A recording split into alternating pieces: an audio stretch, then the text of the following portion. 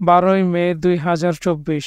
আজকে ফলাফল প্রকাশিত হয়েছে এসএসসি পরীক্ষার। চলিত বছরের মাধ্যমিক স্কুল সার্টিফিকেট এসএসসি ও সমমান পরীক্ষার ফল প্রকাশ করা হয়েছে। এই বছরে 9টি সাধারণ মাদ্রাসা ও কারিগরি বোর্ডে পাশের হার 83.04%। শিক্ষা বোর্ডের সূত্র অনুযায়ী জানা যায়, সমমান না পরীক্ষায় এবার যশোর বোর্ডের পাশের হার 92.32%, আর সর্বনিম্ন পাশের হার সিলেট বোর্ডের 73.35%। এছাড়া ঢাকা বোর্ডের পাশের হার 89.32%, রাজশাহীতে 89.25%, কুমিল্লায় 79.23%, চট্টগ্রামে 82.80%, বরিশালে 89.13%, দিনাজপুরে 78.40% ও ময়মনসিংহে 84.97%। এর আগে রোববার 12 মে সকাল 10টায় বোর্ড চেয়ারম্যানদের নিয়ে প্রধানমন্ত্রীর কাছে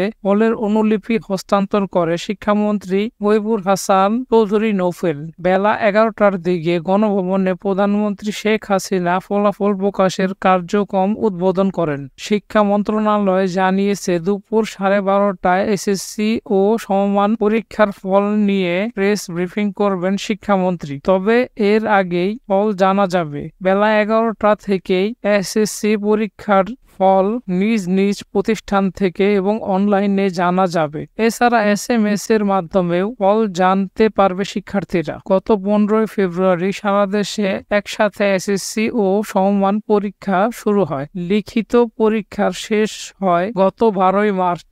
ব্যবহারিক পরীক্ষা 13 থেকে 20 মার্চের মধ্যে অনুষ্ঠিত হয়। 9টি সাধারণ শিক্ষা বোর্ড এবং মাদ্রাসা ও কারিগরি বোর্ডের অধীনে এই পরীক্ষা 20,24,192 জন পরীক্ষার্থী অংশ নেওয়ার জন্য নিবন্ধন করে। সাধারণত প্রতি বছরে ফেব্রুয়ারিতে এসএসসি এবং এপ্রিলে এইচএসসি পরীক্ষা অনুষ্ঠিত হয়, কিন্তু 2020 সাল থেকে করোনা মহামারীর কারণে দেশের শিক্ষাপঞ্জি এলোমেলো হয়ে গেছে। 2020 সালে বিষয় ও নম্বর কমিয়ে এসএসসি ও সমমান এবং এইচএসসি ও সমমান পরীক্ষা নেওয়া হয়েছিল। চলিত বছরে পূর্ণাঙ্গ পাঠ্যসূচি অনুযায়ী সব বিষয়ে পূর্ণ সময় এবং পূর্ণ নম্বরে এসএসসি ও সমমান পরীক্ষা হয়।